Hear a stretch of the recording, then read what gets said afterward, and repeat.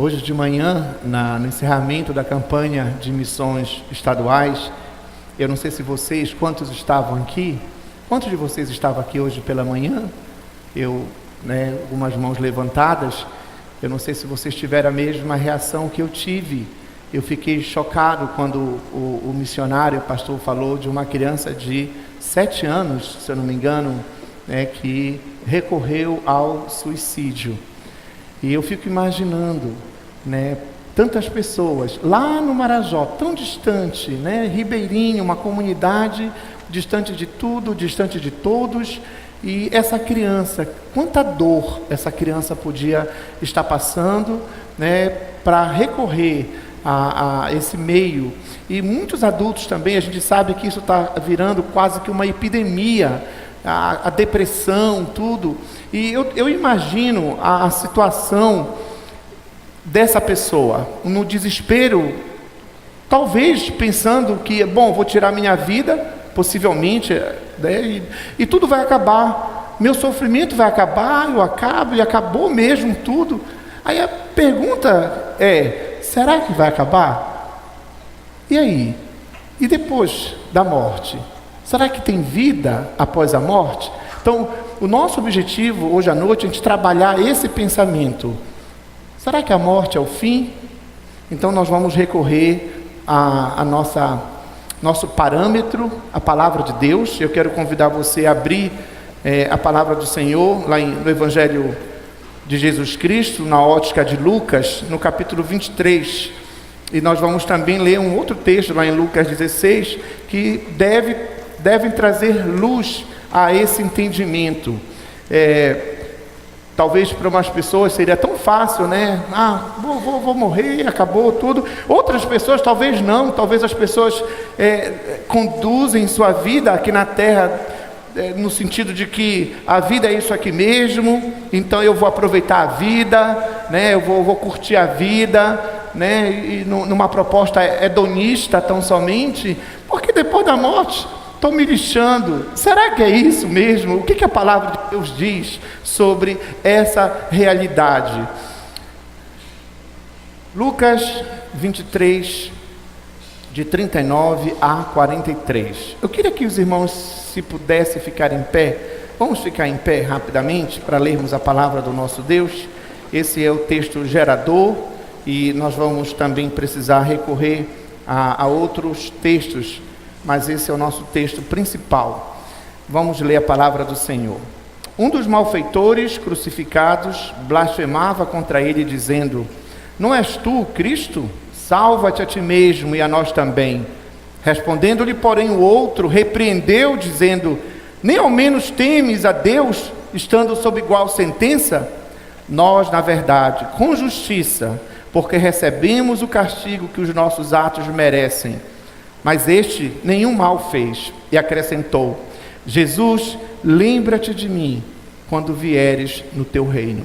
Jesus lhe respondeu: em verdade te digo que hoje estarás comigo no paraíso. Vamos orar mais uma vez.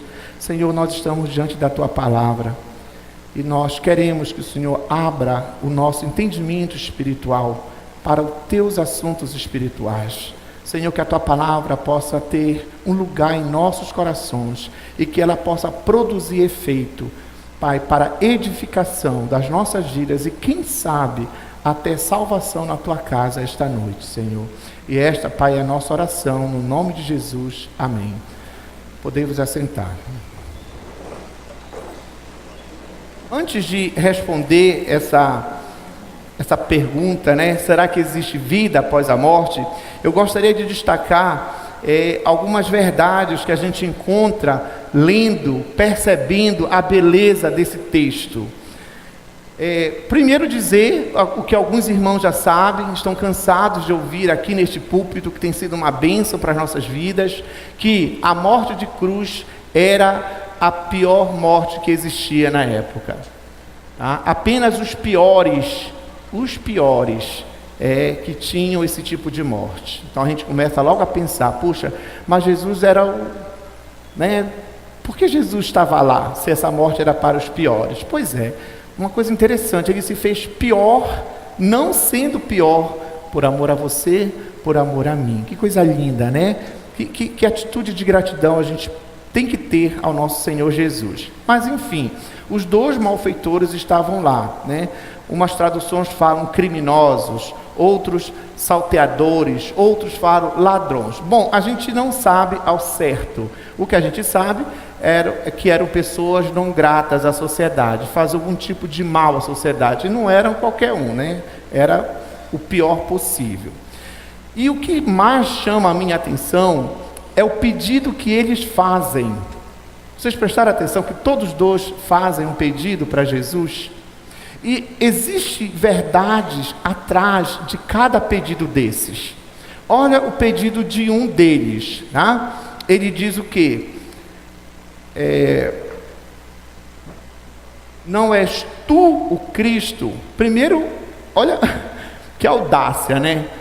Ele se aproxima com dúvida do Senhor Jesus.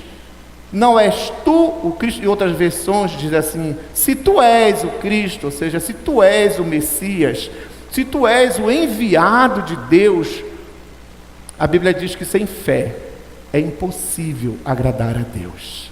Então o camarada aqui, com atrevimento absurdo, né, se aproxima de Jesus com dúvida. Ninguém, querido, ninguém deve se aproximar do Senhor com essa atitude. Saiba disso. Você que está me ouvindo aqui na internet, nós precisamos nos aproximarmos de Deus, de Jesus, com atitude de fé. E ele fala, então, não és tu o Cristo? Salva-te a ti mesmo e a nós também. Com certeza, esse malfeitor, a perspectiva dele era apenas o quê? Terrena, física. Ele queria ter uma oportunidade para descer da cruz e para continuar a vida que ele levava aqui na terra. Perceberam isso? Né? Olha, quebra um galho. Primeiro, eu não sei se tu és o enviado de Deus. Olha o atrevimento. Eu não sei se tu és o enviado de Deus, mas se tu fores, tá? Então, desce daí. Talvez ele queria dizer assim: eu quero ver se tu és realmente, e eu vou ter certeza se tu desceres daí. Ele estava crucificado, cravado, né?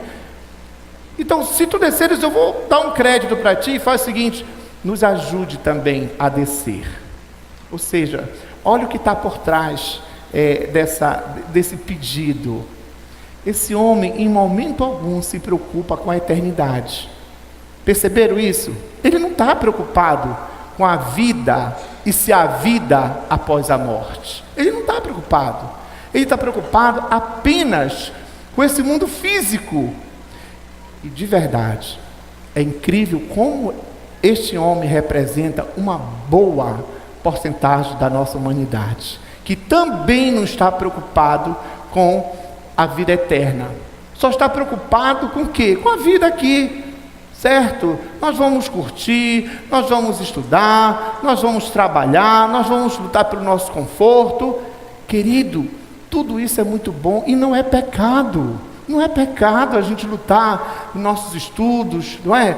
Nós ascendermos na academia, nós ascendermos na profissão. Tudo isso é louvável, se você faz, claro, com honestidade. Se você está, né, lá em cima, ótimo, excelente, parabéns. Mas a vida, ela não é só aqui, entendeu? Ela é muito mais do que aqui. E aí vem então a lição do outro malfeitor. E já cabe uma pergunta aqui, não é? Qual é a sua perspectiva de vida? Como é que você tem vivido a sua vida? Entendeu? Só lutando, não é? A gente luta demais, acorda cedo, já corre para cá, para lá, para a gente pagar as contas. E como tem sido a tua vida? Tu tens te preocupado com a eternidade? Porque este indivíduo aqui com certeza não estava preocupado. E é importante que a gente se preocupe, até porque o outro malfeitor, né, ele nos ajuda a pensar assim. Olha só, primeiro ele chama a atenção do outro, tá? E depois ele faz um pedido que vale a pena a gente refletir. Ele diz o quê? Lembra-te de mim quando vieres no teu reino. Olha que beleza de pedido, na hora certa. Era a última hora para ele, né?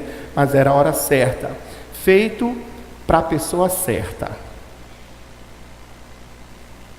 Antes de explorar um pouquinho esse pedido aí, que é bem contrário do outro, uma vez eu conversando com uma pessoa altamente religiosa, altamente, como eu posso dizer, inteligente, tinha uma patente, eu acho que era a máxima na vida militar, né? E quando eu demonstrei esse texto, ele tem resistência de dizer que Jesus salva, né? Ele disse: pastor, sabe como eu entendo esse texto? Eu disse: como é que tu entende? Era o bom ladrão, ele disse a expressão bom ladrão, né? Por isso ele mereceu o paraíso. Bom, não dava tempo de eu fundamentar a minha discordância dele, né? Eu deixei assim, até por educação, era uma situação que não dava mesmo, e enfim. Mas será que é isso mesmo? Será que a salvação para aquele homem veio por mérito, porque ele era bom? Você acredita que existe? Vamos imaginar que esse indivíduo, que a Bíblia chama de malfeitor, entendeu? Salteador, criminoso, vamos considerá-lo como ladrão. Pronto, vamos considerá-lo como ladrão. Existe bom ladrão? O que é que vocês acham?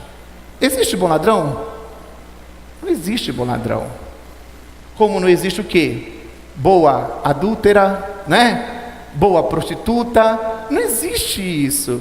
Mas olha, creia, ele pensou assim, uma pessoa tão inteligente, eu admiro, entendeu? Eu admiro muito. Ele frequentou um pouco a nossa igreja, não está mais aqui, muito religioso, tá? Mas é lamentável que ele tenha pensado assim, e lamentável mais ainda que eu não tive tempo de fundamentar a minha discordância dele. Mas vamos ver aqui, tá, a resposta de Jesus. Em verdade eu te digo que hoje estarás comigo no paraíso. Se a gente parar e pensar na pergunta desse ladrão, que não era bom ladrão, mas eu posso considerar o quê? Um malfeitor arrependido. Há espaço para pensar assim? Porque pessoas podem se arrepender. Um ladrão pode se arrepender. Um malfeitor, um criminoso pode se arrepender. Paulo era criminoso, meus irmãos. O apóstolo Paulo, o grande missionário Paulo, ele era um criminoso. Ele consentiu a morte de muitos cristãos. Mas ele se arrependeu. E o ser humano se arrepende de verdade quando tem um encontro com Jesus. Fora disso é só remorso, entendeu? Arrependimento de verdade é o encontro com Jesus. E aí eu posso crer então que este ladrão, com a graça comum ou específica de Deus, ele chegou ao arrependimento. E a pergunta dele realmente fala alto no meu coração. Senhor, primeiro ele se refere a Cristo como Senhor. Quem é que tem Senhor? Numa relação de quê? De escravo, de servo e Senhor, para começar. Então, com certeza o Espírito Santo já estava trabalhando na vida dele. O outro, como foi que o outro se aproximou de Jesus na pergunta? Não és tu o Cristo, com deboche, né? Como algumas pessoas debocham realmente de Cristo, debocham dos crentes, debocham da nossa fé. A mesma coisa, não és tu o Cristo? Se tu és o Cristo. Ele se aproximou com santa reverência, reconhecendo que ele era Senhor. Senhor, lembra-te de mim quando vieres no teu reino. Ou seja, há um reino após a morte, irmãos. Há um paraíso que usufrui da presença gloriosa de Jesus Cristo. E de alguma forma aquele malfeitor arrependido, ele sabia disso. E ele sabia que só Jesus podia conduzir o espírito dele a esse paraíso. o espírito. Aqui eu tenho que falar para vocês, né, que eu sou tricotomista. O que é o tricotomista, né? Na teologia, a dicotomia é quando você olha para o ser humano como alguém material, físico, e o imaterial, que pode ser alma ou espírito. Isso é dicotomia. Tricotomia, que é uma linguagem na saúde bem diferente, né? Para quem entende da saúde aqui, que é uma asepsia, não é asepsia na teologia. Na teologia, tricotomia é quando a gente vê o homem, corpo, alma, né? E espírito. O soma, né? O soma aqui o psique, certo? E o pneuma. São três. Então esse é o tricotomista. Eu sou tricotomista. E eu posso afirmar, tanto sendo, se eu fosse dicotômico era a mesma coisa, eu posso afirmar que o corpo não vive sem o espírito, mas o espírito vive sem o corpo. Quando a gente vê uma pessoa morta em um velório, nós estamos diante apenas do que? Do seu corpo. Tá? O corpo não vive sem o espírito, mas o espírito vive sem o corpo, né? Então, na verdade, o que ele estava pedindo, Senhor, conduz o meu espírito ao paraíso, porque eu sei que só o Senhor pode fazer isso. Aí, olha a resposta de Jesus, meu querido. Talvez, se fosse você e eu, nós íamos pensar assim. Se fosse eu, me colocar, né? Se eu fosse Jesus, olha a minha arrogância, né? Atrevimento. Eu me lembrar de ti? Em primeiro lugar, querido, se tu estás aqui porque tu não era flor que se cheirasse. Só para começar o diálogo aqui, tá? Então, como é? Tu não foste a um templo. Tu não foste batizado. Tu não te guardaste um dia, seja sábado, domingo, sexta. Como é que eu posso me lembrar de ti? Mas louvado seja o Senhor, louvado seja o Senhor, porque Deus com certeza nos ensina aqui nesse texto clássico que a vida eterna não está baseada em ser membro de uma igreja, não está baseado em fazer caridade, entendeu? Não está baseado se eu sou batizado ou não. A salvação, a vida eterna, requer arrependimento, reconhecimento. E só Jesus Cristo é o Senhor das nossas vidas. Aí sim, aí nós estamos diante de uma situação que pode nos conduzir à vida eterna. Olha que beleza, né? Que beleza que Jesus não olha como olha o ser humano.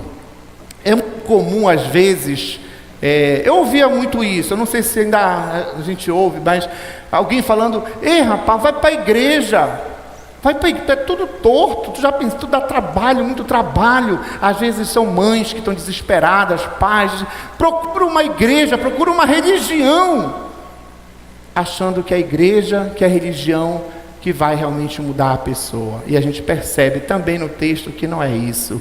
Só Jesus Cristo transforma a nossa condição de criatura a filho, de separado a reconciliado. Só Jesus transforma, amado. Só Jesus nos salva. E isso é uma bênção. Nós cremos nessa mensagem e nós pregamos essa mensagem. Eu não sei qual é a tua situação aqui, né? Eu não sei se a tua situação está diante desse malfeitor que só tinha uma perspectiva de vida terrena, ou se você está do outro lado, preocupado realmente que nós vamos morrer, né? E todos nós vamos morrer. Eu não quero morrer ainda, de verdade, irmãos. Eu quero ainda curtir a esposa, os meninos, né? Os meninos já estão quase saindo de casa, quem sabe os netinhos, não sei, trabalhar mais na obra do Senhor, eu não quero. Mas se for a hora, a gente sabe que vai ter que partir, entendeu? Mas é muito importante que a gente entenda que há uma vida após essa vida. E quando alguém decide tirar a sua vida, ela tem que estar muito preparada para saber o que é que ela vai ter depois dessa vida. E nesse texto nós já podemos afirmar que existe um paraíso para aqueles que se arrependem, para aqueles que olham para Jesus e pedem que Jesus coloque o seu espírito diante do Senhor. E só Jesus pode fazer isso. Tem aqui um espaço muito grande para a gente também perceber que não, aquele malfeitor arrependido poderia ter feito esse pedido para outra pessoa. Só estava Jesus no momento da crucificação? O que vocês acham? Vamos lá para João, rapidamente, João, capítulo 19, de 25 a 27, tá bom? E a gente vai perceber que Jesus não estava sozinho ali na cruz, e que aquele ladrão poderia ter pensado em outras pessoas para fazer esse pedido. Porque às vezes nós achamos, queridos, também, que além de Jesus, nós podemos confiar nossas vidas, esse assunto chamado eternidade, a outras pessoas, a outros santos. E aqui diz o seguinte: quem estava na crucificação, né? E junto à cruz estavam a mãe de Jesus, João 19, de 25 a 27. E junto à cruz estavam a mãe de Jesus e a irmã dela, e Maria, mulher de Clopas, e Maria Madalena. Vendo Jesus sua mãe, e junto a ela o discípulo amado, disse: mulher, eis aí teu filho. Depois disse ao discípulo: eis aí a tua mãe. Dessa hora em diante o discípulo a tomou para casa. Ela deveria estar sofrendo muito, como toda mãe, né? Coração estraçalhado, irmãos, de verdade. Todo pai, toda mãe que ama seu filho, quando algo acontece de errado com ele, atinge a gente. Então a Maria estava acabada naquele momento. E aqui vale a pena ressaltar, como nós evangélicos somos muito, desculpa a expressão, mas eu tenho que falar, nós somos ignorantes em relação a Maria, entendeu? Às vezes nós detonamos com Maria. Não existe um espaço na Bíblia que nos fundamente a ter esse tipo de comportamento. Porque se tem alguém que nos ensina muito bem, essa pessoa é a Maria. Maria reconhece que Jesus é o Salvador. Em momento algum ela se coloca como salvadora. Algumas pessoas fazem isso, entendeu? É importante dizer, eu não quero ofender ninguém, mas eu creio na Bíblia e no Deus da Bíblia, e eu tenho que pregar a palavra do Senhor. Aquele ladrão poderia ter se direcionado a Maria, porque algumas pessoas dizem: peça à mãe que o filho atende. Não existe isso. A Bíblia é muito clara. Amo Maria, devemos amar Maria. Todo cristão de verdade, todo evangélico com pedigree, tem que amar Maria, respeitar Maria, saber que ela foi a mãe do nosso Salvador. Ela é a bendita, a bendita entre as mulheres, ela é. Mas nunca ela vai ser a redentora, nunca ela vai ser a salvadora. Isso está muito claro. Inclusive nesse exemplo aqui, aquele homem poderia ter se direcionado a ela: querida, eu não sei qual é a tua religião, por favor, não se ofenda comigo. Se está ofendido, já peço perdão, mas eu não posso abrir mão da verdade da palavra do Senhor. Só Jesus Cristo salva. Só Ele é o caminho, a verdade e a vida. E ninguém vai chegar diante de Deus fora da pessoa de Jesus Cristo. E se você não entendeu essa verdade até hoje, quem sabe você vai sair hoje à noite com essa verdade cravada no seu coração. Eu estou um pouco preocupado com o nosso horário, Cláudio. Eu acho que está na hora, né? Está na hora, Cláudio? Porque eu queria ir para um texto, irmãos, só para terminar. Eu não vou ler porque é muito grande, mas é o texto de Lucas 16, tá certo? É o Lucas 16, capítulo 16, de 19 a 31. Como o texto é muito grande, mas ele mostra claramente também para nós que existe sim um paraíso, mas existe também o lugar de tormento. Existe o lugar de tormento. Está muito claro. Eu vou ler, tá bom? Eu estou preocupado um pouco com o horário, estou um pouco preocupado com a ceia. Eu só vou ler, falar rapidinho e a gente vai para o outro momento. Olha só, Lucas 16, de 19 a 31. Ora, havia certo homem rico que se vestia de púrpura e de linho finíssimo, que todos os dias se regalava esplendidamente.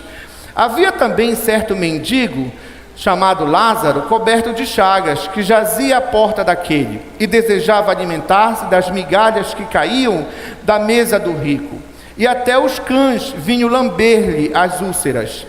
Aconteceu morrer o mendigo e ser levado pelos anjos para o seio de Abraão. Morreu também o rico e foi sepultado.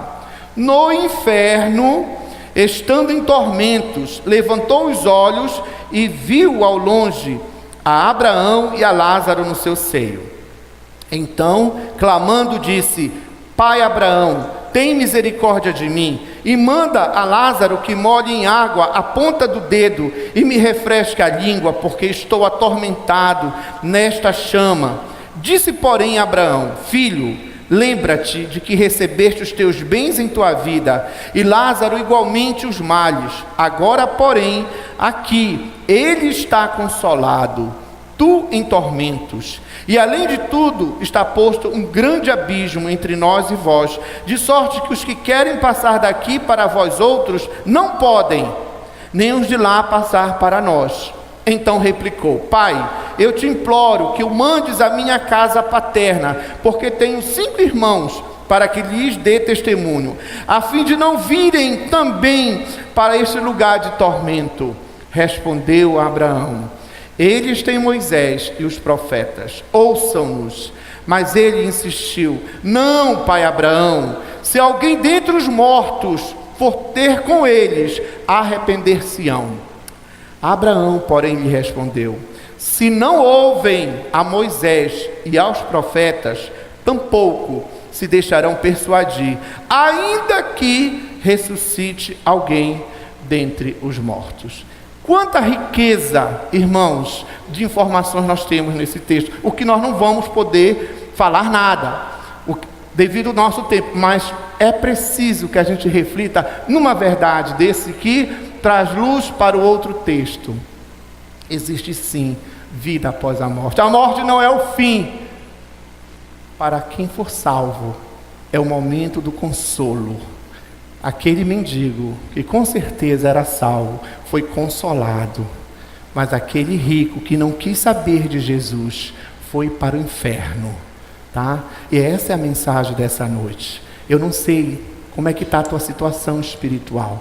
Talvez a tua situação material esteja muito bem, obrigado, não é? Você está trabalhando, você está estudando, glória a Deus por isso, continue, estude, trabalhe, progrida, ascenda academicamente, ascenda na vida profissional, faça isso, mas saiba que a vida após a morte não é o fim, e aí tem uma eternidade no paraíso com Deus, e também tem uma eternidade no inferno, no lugar do tormento. Para onde você quer passar? Aonde você quer passar a sua eternidade? Decida hoje passar a eternidade no paraíso com o Senhor. Amém? Se você entendeu essa mensagem, eu quero então rapidamente lhe fazer um pedido. A igreja vai baixar a cabeça rapidamente e eu preciso lhe perguntar. Eu não posso como servo do Senhor, com uma mensagem preciosa como essa, eu não posso deixar você sair deste ambiente de adoração sem lhe fazer um convite muito especial. E esse convite é em forma de uma pergunta: aonde você quer passar a sua eternidade depois que tudo acabar aqui? Se a sua resposta: pastor, eu quero passar no paraíso com o Senhor, então eu quero que você nesse momento pare, pense e reflita. E fale ao seu coração e diga, faça uma pequena oração. Senhor, diante do que eu ouvi, não pelo pastor, mas na tua palavra, da tua palavra, eu me arrependo nesse momento. Eu quero passar a eternidade com Jesus no paraíso. Eu quero receber Jesus Cristo como o meu Salvador e o meu Senhor. Se você fez essa oração nesse momento, eu preciso lhe convidar.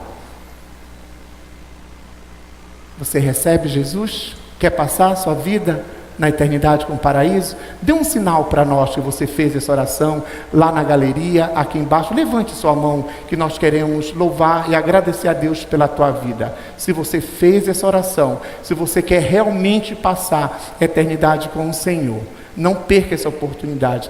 Você fez essa oração, você entendeu claramente que há uma vida após a morte. Quem sabe você um dia fez parte também de uma igreja, teve comunhão, mas está longe. Hoje você decide voltar para os caminhos do Senhor. Levante a sua mão, onde quer que você esteja, que nós queremos orar por você. Alguém que queira tomar essa decisão de receber Jesus como seu Salvador, o seu Senhor nesse momento? Amém. Louvado seja Deus. Essa é a mensagem que nós cremos, essa é a mensagem que nós pregamos.